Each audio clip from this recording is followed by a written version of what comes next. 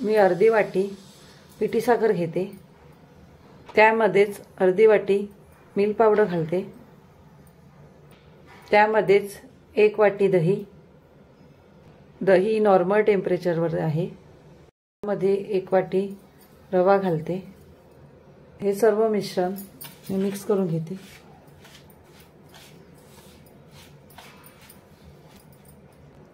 त्यामध्येच मी 1 वाटी दूध घालून घेते आणि सर्व मिश्रण मिक्स करून घेते। ह्याच्या गुठळ्या मोडून घेते।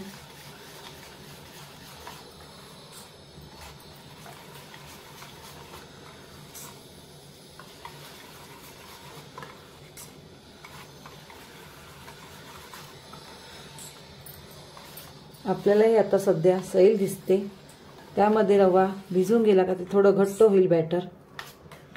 आपण ह्याचा रवा कपकेक बनवणार आहोत।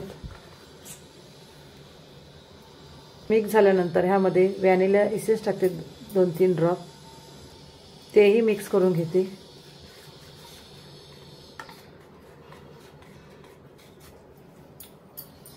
मध्ये मी 1 चमचा बटर घातलं, तेही मिक्स करून घेते।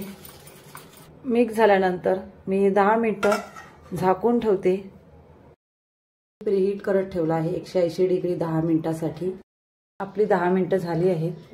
हे मी झाकून काढून घेते।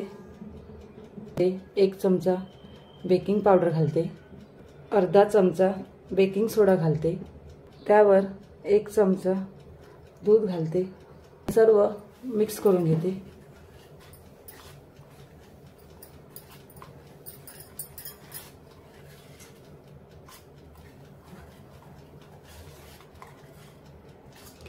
एकाच लाईनने फिरवावं।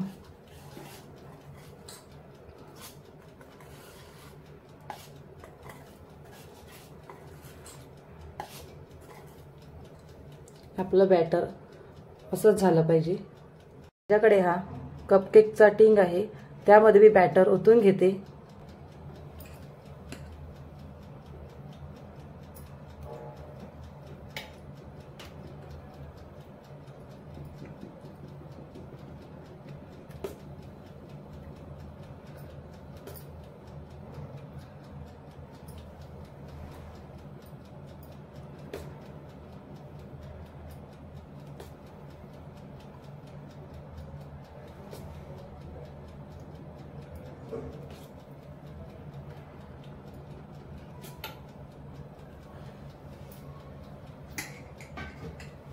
थोडं टॅप करते।